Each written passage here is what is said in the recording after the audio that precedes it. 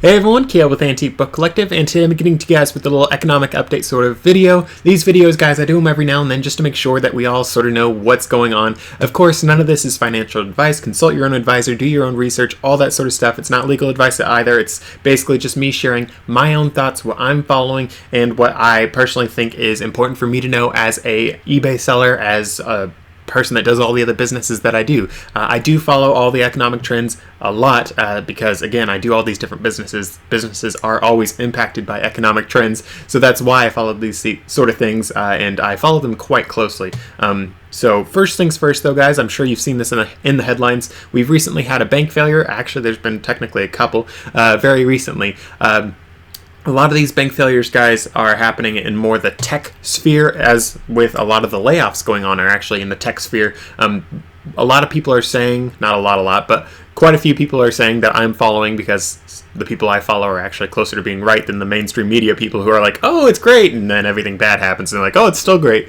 The people I follow, guys, they're not necessarily the mainstream people, but they do have a tendency to be quite correct. They're not conspiracy theorists either.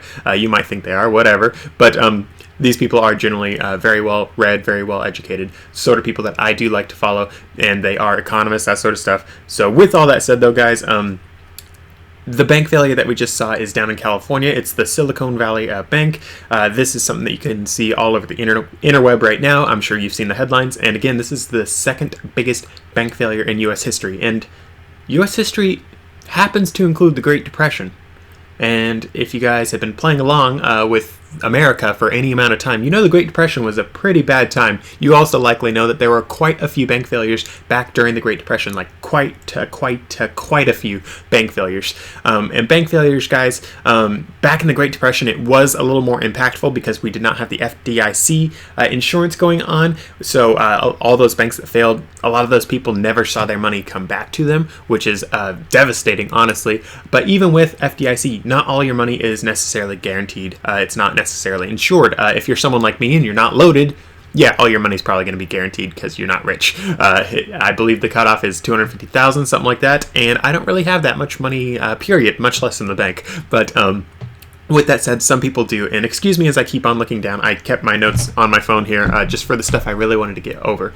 So with that said, though, guys, with the FDIC stuff, there is something I want to get into later on the FDIC, but a lot of these people for this particular bank that went down in California, while it was a bank that was open to people, this bank was mostly known for its sort of investment into new startup businesses, that sort of things, and other like tech-related businesses. It was sort of known as the bank for that sort of thing. And something that happened semi-recently was people were saying, hey, so this bank has got a lot of fishy stuff going on, you should take your money out. And that caused a rush. A rush on a bank is actually called a bank run. When banks have bank runs, oftentimes they don't have enough cash on hand, so that oftentimes leads to a lot of banks failing. This is something that happens in a lot of different panics throughout history. Sometimes it happens because just a bank run happened and there was no reason for it. Other times there's a really big reason for it. I'm not getting into that on this video. I'm trying to keep this video sort of as simple as possible because I don't want to really get too much into the weeds. But with that said, though, guys, there was a bank run that did end up having this particular bank have some issues come up, and because of those issues, guys, we actually saw the FDIC take control of this particular bank. This has happened quite a few times in history. In fact, just in 2020, I had it pulled up a little bit ago, but just in 2020, which is as far as the data goes, as far as I could see, we did have, I believe it was like 4 or 5-ish bank failures that happened, and the FDIC actually took over and did things from there on those particular banks. You guys can actually look that info up on the FDIC website, which is very helpful. It's very nice to be able to have all this information at your fingertips. That's one of the best things about having a phone nowadays, guys. I mean, you can find anything under the sun. Very nice. But with that said, though, guys, this is just one of the bank failures. Personally, for me, I do view the cryptocurrency storage broker sort of things, I do sort of see those as a bank, or at least a pseudo bank going on. I know that isn't necessarily a popular thing, but at the end of the day, what is a bank? A bank is an institution that will store your money and in some cases will loan money to you or loan out your money, that sort of thing. And a lot of these cryptocurrency storage houses, banks, whatever you want to call them, have served as banks. And yes, they are not FDIC insured, but they have sort of walked into that role. They've sort of taken on the, okay, cryptocurrency is the money of the internet. We are the banks of the internet, basically. I mean, they haven't outright said that, not all of them at least. I mean, I'm sure some have, but that is sort of what people use them for. So I personally view a lot of these cryptocurrency things as at least banks of their own. And while there is not a ton of money in them, in the grand scheme of things, it's still billions of dollars, which is a little bit more than what I have, but it's not so huge that it'll destroy the entire world, but it is definitely stacking up. One bank that I would, cryptocurrency bank that I personally would have seen more as a bank than a lot of the other ones was actually called Celsius, which went out almost a year ago as of today. So that is something to keep in mind. That's one that went out. I'm sure you guys have all heard about the FTX one. That one's been in the headlines a lot more. I want to say I thought Celsius had a little bit more money than FTX did. I don't know that one for sure because I don't personally invest in cryptocurrencies or put my money into it. I don't gamble on it, whatever you want to call it. I'm not into the whole crypto thing, if you will, but it is something that I follow. The reason why I follow it, guys, is because end of the day, the United States does have a history of having non-currency things going on. Those things are called tokens. So think about tokens. All of us have been to Chuck E. Cheese, probably. Little game tokens, that sort of thing. That has been something that's been in the U.S. for years and years and years. These things cannot have an actual dollar value. That it would be illegal. However, states can make their own money. That is something said in the Constitution. But there are times and places in certain emergencies where there are actually tokens that are encouraged by the government to be made, or that local groups will actually create. So you'll have tokens for businesses, like the Chuck E. Cheese coins, basically, or you'll have tokens for this or this or this.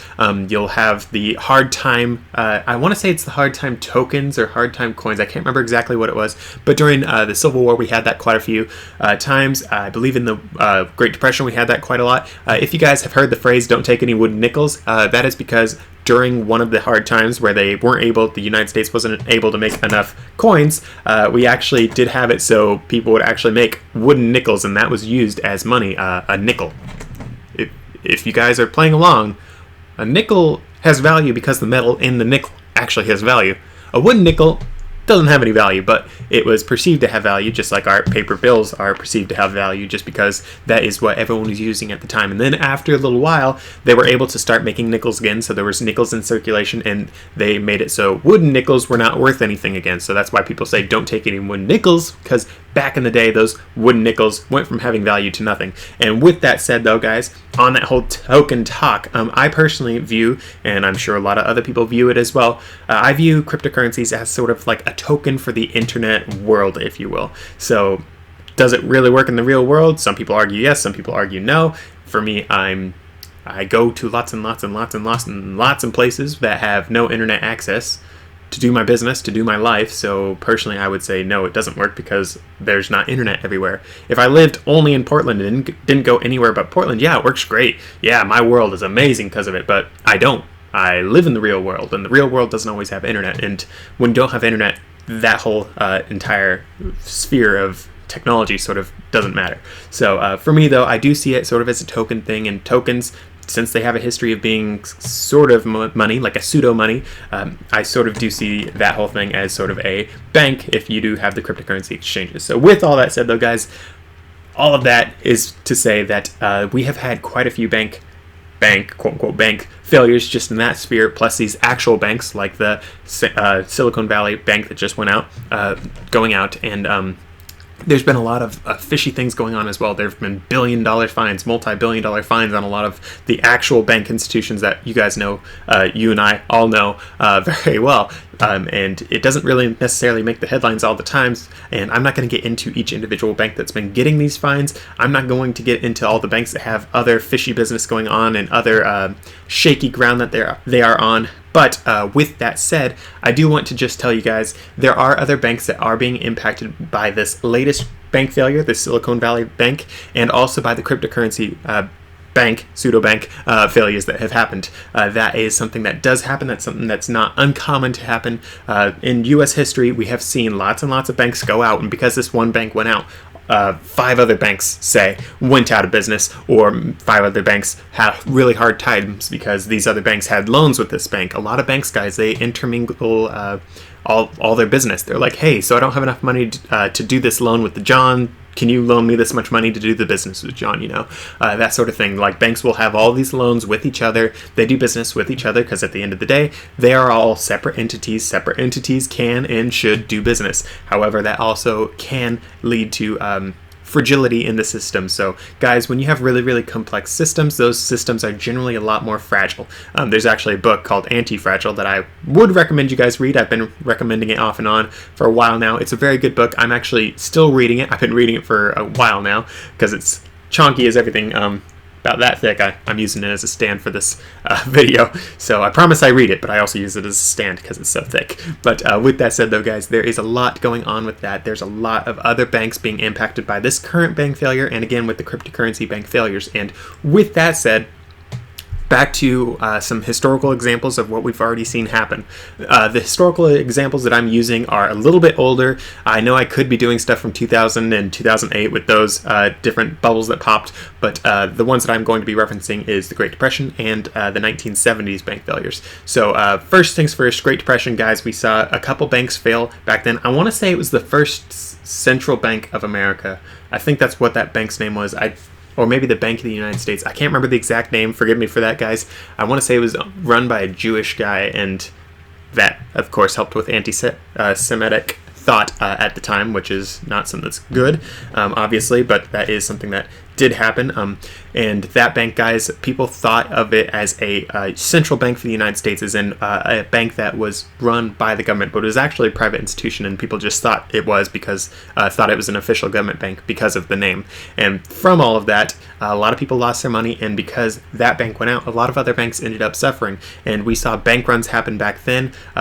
Believe it or not, a lot of the photos that you see of the bank runs back in the Great Depression weren't actually people going to the bank to take all their money out. A lot of it was because, was because of Franklin Roosevelt. Back in the day, he actually told everyone to give him all of the gold. Everyone was told to give all their gold to the government, which was proven to not be constitutional based on judicial rulings. So that is something to keep in mind. But a lot of people that had to do that, they had to give their money to the bank, and then the bank would process it from there. So that is something that you saw. A lot of the photos that you see were actually not people taking their money out because they didn't trust the bank. It was because they were told by the government to hand their actual money, as in hard gold, silver money. They were told to hand it over for paper. With that said, though, guys, that was the Great Depression. More recently, we had the savings and loans crisis. I'm sure a lot of you guys remember that. My parents were alive for that. My grandparents were alive for that.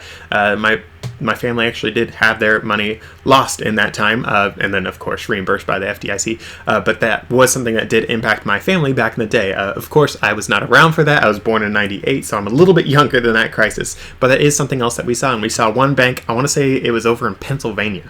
That one went out, and it actually caused several other banks to either go out of business or really, really struggle because of that. And with this most current one, we can sort of use all those other ones as sort of examples of, well, if that went out, then we can definitely assume that these other banks will at least be impacted negatively. And with that said, on to the cryptocurrency side of things. When we saw one cryptocurrency brokerage house, whatever you want to call them, pseudo bank, whatever you want to call it, when we saw one of those go out, it actually did impact quite a few other ones. The FTX one that recently had its blow up, and by recently I mean a few months ago, when that one had its blow up, they actually started going through all the records, and a lot of that happened because of the prior ones that had already gone out and gone belly up. So that is something that happens.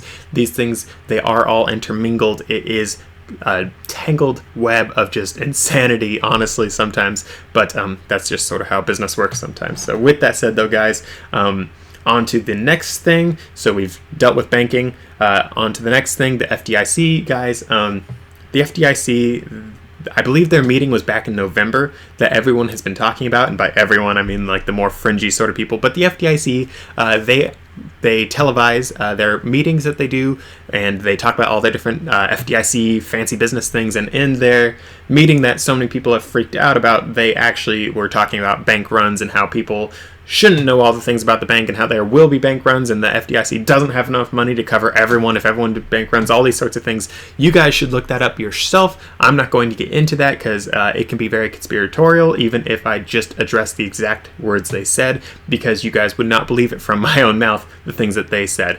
A lot of the things they will say are a little bit more technical, so it might go over your head, but end of the day, it was not great stuff. And I think I've told you guys in other videos that I pulled my money out of the banks last year sometime. The reason why I did that earlier was a lot of just fancy reasons. Nothing I really want to get into here because, again, not legal advice, not financial advice, so I'm not getting into that with you guys.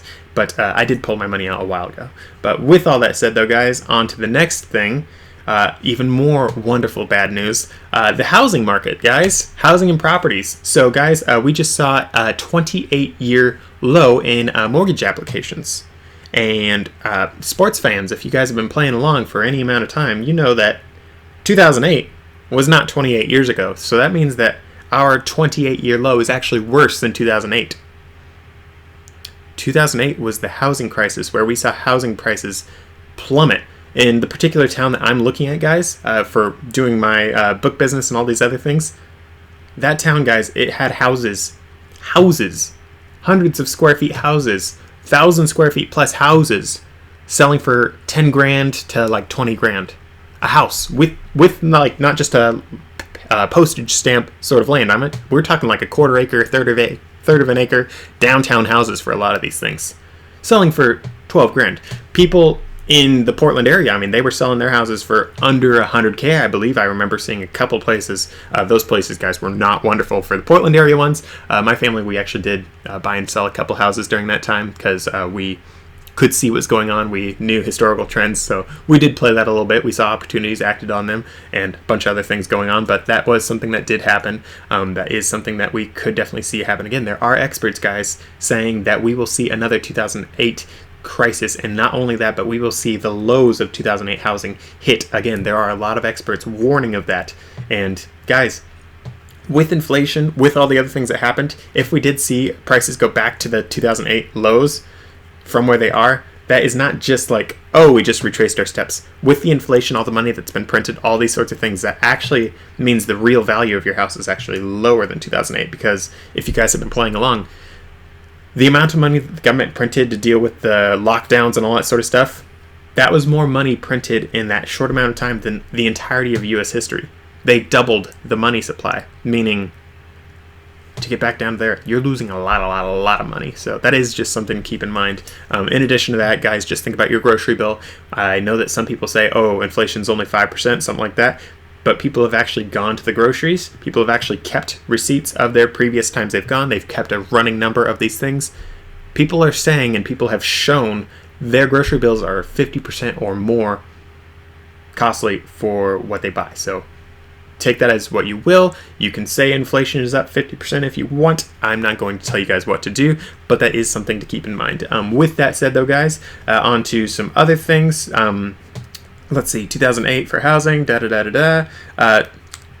the cryptocurrency things. Sorry for my scatterbrainness on that. I put it in as a later note. Another bank of cryptocurrency that recently went out was Silvergate. I believe that was yesterday that it went out.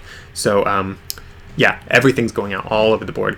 Is that saying that you guys should do a run on the bank? I'm not saying what you guys should do. You can do whatever you want. Personally, I took my money out early because I did not want to be part of a bank run because there are, for bankruptcies, guys, again, not legal advice.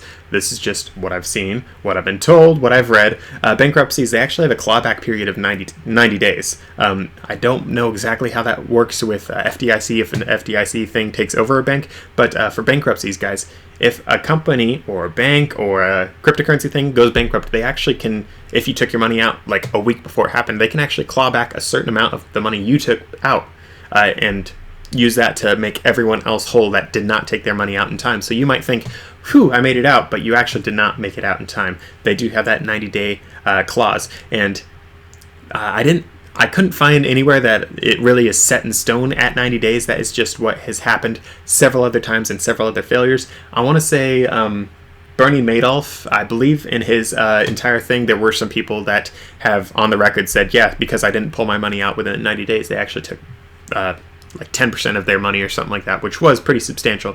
Obviously not 100%, but it was substantial enough that it's like, oh, that really hurts. So that is something to keep in mind. So with all that said, though, guys, I just wanted to say what I'm doing personally. So guys, what I'm personally doing is with all the economic craziness going on, I'm actually planning on, and I will actually be acting on very shortly, for my eBay book business, I'm actually going to be doing some very severe sales going on just to try to get some extra money in my pocket, because at the end of the day, cash, hard cash, or real money, as in silver and gold, that is king when you have really bad recessions hit. I've been moving into silver and gold a little bit more recently. Of course, I'm not telling you guys where I store it. I'm not telling you where the hole I dug was, or is, or if there's even a hole, or if it all got lost in a sad boating accident. Guys, just don't go boating. You lose everything. That's terrible. But with that said, though, guys, I'm personally doing that. Obviously got my little wad right there, but there are a lot of things that you guys can do. I'm obviously doing the big sale on my business. I might even do 40%, 50% off. I don't know. Haven't decided just yet, but just to get some money in my pocket, get a few things going on for me there. I'm not just doing that for the crisis. I'm also doing that to get some more money to buy some properties for the gold mine. You guys have heard me talk about the gold mine. I've picked out some spots that I'm a little more interested in than others. Probably going to be doing big low balls in a lot of places I'm looking at, because with the crisis happening right now, with the mortgages doing what they're doing, with the housing market doing what it's doing, low balls should be able to do very well for me. If you guys do want to do silver and gold and all that sort of stuff, this is, again, not financial advice. It's not telling you who to do business with, who not to do business with, but one of my favorite people to buy from is called SD Bullion. It's a website. I don't have any affiliate things with them. I just really like their business. Their pricing is really good oftentimes also. Sometimes there are some cheaper places. I actually just started trying with another place to see what they do for me.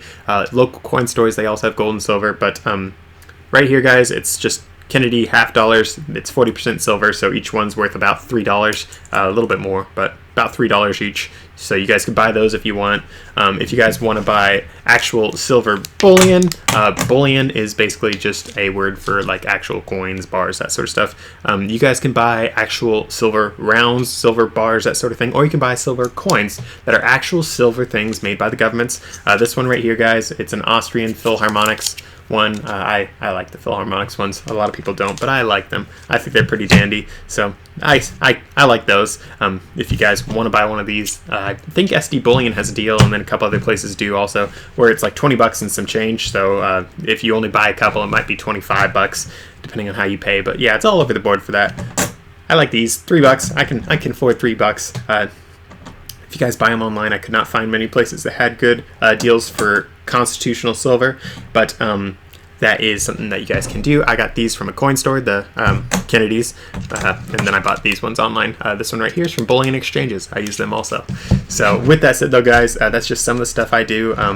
Of course, as I mentioned earlier, I took my money out of the bank. You guys can do your own bank run if you want. You cannot do it if you want. I don't care. It's your own choice. I have my money out. I have just a tiny amount of money in my own personal bank account because, again, guys, I don't trust the banks because of all the stuff going on. Will I trust the banks again when this is all over? Abso-stinkin-lutely. Banks are a very necessary part of our modern day society. However, banks are a business at the end of the day. You don't owe them anything. If your bank is doing fishy stuff, if they are getting billion-dollar fines, maybe it's not worth leaving your money into them. Not financial advice. That's just what my own thought process is. If your bank is not transparent enough with its investing that it does, might be worth pulling your money out. Again, not financial advice. That's just what I personally did. For me, I looked at my bank, I looked at what they were investing in, and I saw, okay, they're investing in this, this, and this, based on the trends that I am seeing happen right now, based on the trends I see happen in history. Of course, guys, I study this a lot, so I think about it a lot more than other people, but I was like, okay, looking at this, look at their investments, this is one of the most sound banks out there, but still, I do not want to be overly leveraged in this bank. I'm not going to leave my X much money in here to only get 25 cents a year because that's dumb. And yeah, I got more than just 20 cents in interest, but we're being dramatic here, guys. But yeah, for me personally, I decided the risk of leaving my money in the bank and potentially having to wait a few months, a few years, a few decades for the FDIC to pay out, whatever, I was like, yeah, that's not really worth the risk. I can just grab a quarter on the ground once a day or something like that, and more than make up for the interest that I'm missing out on. Whereas if I had my money lost in the bank, that sort of hamstrings all of my business endeavors overall, whereas having actual cash on me allows me to continue doing my business, allows me to continue buying books, allows me to continue selling books, allows me to continue with the gold mine, all the other things that I have going on. With that said though, guys, I recently opened a bank account for my book business. I know I should have done it a long time ago. Just did. I did for this year because I was like, okay, for taxes, I'm going to do it right this year, guys. I'm going to do it right. So finally have that open, finally have that going. And I mentioned that because I'm looking over there. Guys, I bought a couple things on the new business credit card, but I just bought the shelving I told you guys about in that one post from Buymart. Again, guys, Buymart, it's a sort of local chain. It's Washington, Oregon, Idaho, or I just totally said that wrong. For you guys, Washington, Oregon, Idaho. There we go. That is just for our little region. It's a really awesome store. If you guys live around here, it's worth going to. $35 for a good piece of shelving. So I actually bought 4 of them because that's what you do when you have a business. You're like, you know what, I need shelving. So guys, bought those. Very happy about those. I'm fangirling about them, honestly. I like shelves. Shelves make my life a lot easier because now I don't have to be like, what pile did I leave that in? And it's off the ground and it's so nice. With that said though, guys, that's just what I'm personally doing. Yeah, I went out and I opened a business credit card, debit card, business account for my bank, which shows that I'm not too terrified about the banks giving up, all the banks failing, all that sort of stuff. So end of the day, maybe it's not worth freaking out about. I am personally not totally freaked out about. Of course, I did already take my actions to protect myself between then and now when I first figured out about this. Again, guys, because I studied this stuff, I was months and months ahead of time. If you guys have been following along, you know that I normally try to be far ahead of time because if I know stuff before it happens, I can be ready for when it happens. For me, with these bank failures happening right now, I'm not afraid of that whole 90-day clawback period. It'd have to be like a 6 or 9 month clawback period. So I'm like, have fun, guys. I'm gonna hide over here in my bunker. No, I don't have a bunker, or do I? If I did, I wouldn't tell you. Well, actually, I might tell you guys if I have some cool books in there. It'd be cool to have a book bunker. What do you guys think? Book bunker? Yes or no? But with that, all that said and done though, guys, I hope this video was helpful. I hope it gave you guys some things to think about. I know I try to be as positive as I can in a lot of these videos, but at the end of the day, the world's not always a positive place. And as such, I do want to make sure that you guys are aware of the things going on. I'm sure you guys have seen the news. I just want to dive into it from my own point of view. And with all that said, my own point of view said, I know I'm promised at the very beginning of this video that I like to say things, do things from my point of view as a eBay seller. So with that said, I'm finally off of script here. Whew, that was quite the script. But with all that said though, guys, on to that about my eBay business. I know I mentioned that I might do a 40% off sale, 50% off sale. We'll see what I end up doing. Since I do have such good margins on my books, I'll still be able to make a profit even with a huge discount like that, which is so stupid nice. And end of the day, it also is nice because I always have people that have their own bookstores reaching out and being like, hey, I'll give you this much. And it's like, oh, look at that. That's half the price I'm asking. That means you are planning on selling it properly for what I charged. And that's just your margin you're doing. And for me, I'm like, fine by me. I'm still making 5 times on my money, 30 times on my money, whatever. But that is something that happens. That is something I think is funny. And with this big sale, I probably will see a nice uptick in sales from all the other booksellers that are like, wow, look at the sale. I'm going to make some good money. So that's something I'm personally doing. Why am I doing this though, guys? Again, not financial advice. None of this video constitutes as financial advice. Sorry, not legal advice. None of that. Do your own things. Do your own planning. Consult your own advisors. That sort of stuff. But the reason why I'm doing this personally, guys, is because end of the day, collectibles are something that gets hit historically in every single recession, depression, all that sort of stuff.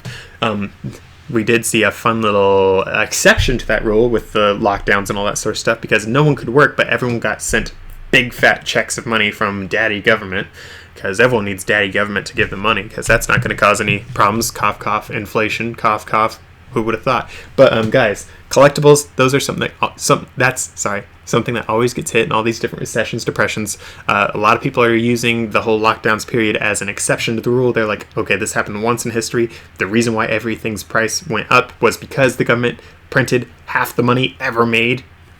that sort of can dilute things, that sort of can make prices go up even though they shouldn't be going up. But with that said though, guys, antique books are collectibles. Yes, there are some of them that aren't collectibles and it's just good information, but most of them are collectibles. As such, their prices are heavily impacted in recessions, depressions, crashes, all that sort of stuff. So, am I doing this to get rid of a hot potato? Maybe. Am I not doing it? Maybe. We'll see. I'm not telling you guys because, again, not financial advice. I'm not telling you guys what I'm doing, but there are books that I am selling and not going to be changing my price a whole lot on because they aren't those collectible things. The collectible things that may or may not lose a lot of their value. Cough, cough. But that is just something that I'm doing, guys. It's something I'm more than willing to do, more than capable of doing, because end of the day, I have the margins for it. I am prepared for it. I've been watching these things for quite a while. If you guys have been following along, I have done quite substantial sales on my account for the past few months, actually, preparing for this. I believe starting last year, possibly into the fall of the year before, so like 21, I have started in with these sales to try to get a lot of my inventory moving and out of here because I don't want to sit on all these books for another 5 years, 10 years, however long it takes for prices to get back to where they ought to be. There are some experts, guys, saying that the crash that we are seeing right now will cause a lost decade where we will not see prices. So let's say prices were here, right now they're here. People are saying it's going to keep going down, and we won't see prices get back here until like 10 years or more. And if you guys have been following along with U.S. history, the Great Depression happened in 1929. Actually, for you guys, that'd be over here. 1929. It went down, went up, down, down, down, down. Pain, and then it slowly went up, and people say, oh, we got out of the Depression in World War II. Okay, we might have, but we didn't see the same heights in stock market values until the 50s. 1929 to the 1950s. That's a long time. That is something that has happened. That is something that could and will happen again because, long story short, there's always a bigger fish. If we're going to quote Qui-Gon Jinn from Star Wars, there's always a bigger fish, guys. There's always going to be another depression that's bigger than the Great Depression. There's always going to be a bigger recession than 2008. There's always going to be a bigger tree than the biggest tree we've ever found. A bigger fish than the biggest fish we've ever caught. That sort of thing, guys. There's always bigger things. Of course, those bigger things can be for the better. Those bigger things can be for the worse. If you guys play your cards right, things that happen for the worst for a lot of people can actually be for the better for you. Just like if you play things really wrong, things that happen for the better for everyone else can happen for the worst for you. Like just think about if you bought an ATV or something, like you paid $30,000, you go bankrupt, someone buys it for $15. It's bad for you. It's stinking amazing for them. So that's just something to keep in mind, though, guys. It's all about how you play your cards. For me, I am a very, very defensive person. If I do not have a guarantee of something working out, I normally don't do it. Of course, you guys have probably followed along, and you're like, "But Caleb, you did this and this and this," and it's like, "Yeah, I do some things that seem risky, but I do also lots and lots of due diligence to make sure that it is as hedged of a bet as it can be." Based on my own research, all that sort of stuff. Got a lot of things going on, got a lot of thought process, a lot of information going into every decision that I make. Of course, again, that's not saying that I am your financial expert. It's not saying you guys should make me one. It's not saying you should do everything I'm doing. It's not saying you should do nothing I'm doing. You guys can do whatever you want, but that's all of what I'm doing, all my sort of thought. Again, guys, I may or may not be trying to get rid of some hot potatoes at a huge discount just to try to get my store moving, get some cash in my pocket, because dry powder is the best thing ever. Of course, that's also not saying that you guys can't try to find my store on eBay. That's why I'm not telling you how much I'm doing a price discount for, but I'm not saying you can't try to find my store and buy these things and flip them yourself, because end of the day, there's going to be some really good deals on these things that you guys will be able to sell them yourself for, probably in time for the crash. We'll see, not making any promises. But for me, I'm personally just trying to de-risk everything that I can. I've been de-risking things quite substantially for the past couple of years. By a couple of years, I mean fall of 2021. I started doing my de-risking endeavor, basically. In fact, at the very beginning of 2021, I started in with the de-risking, and then it really fully got de-risked. Actually, I'm not going to go into that with you guys. You guys don't care. But with that said, though, guys, I hope this whole video was helpful. I hope it wasn't too rambly, too boring, that sort of thing. I tried not to get too much into the numbers because I do know that a lot of people do get lost on the numbers and the wispy things. I know I did get onto some wispy things with tokens and cryptocurrencies, that sort of thing. Not saying to invest in those. I'm not invested in those. Don't plan on investing in those for a while. I may sometime in the future with some of them, but we'll see about that. Personally, I've been looking at a couple, but still not ready for it. Still not trusting them enough, that sort of thing. But again, that's beside the point. So with all that said and done, though, guys, I hope this wasn't too much all over the place for you. I hope it was easy to follow along, or at least comprehensive for you guys. Again, none of this is financial advice. Do your own thing. This is my own views, my own actions, that sort of thing. But again, I hope it helps. If it did help, please be sure to drop a comment on what you guys are doing, what you guys thought about the video, that sort of thing. Comments actually do help the channel. Drop a like also. Check out one of the other videos, subscribe, do whatever you want, and I'll see you guys in the next one.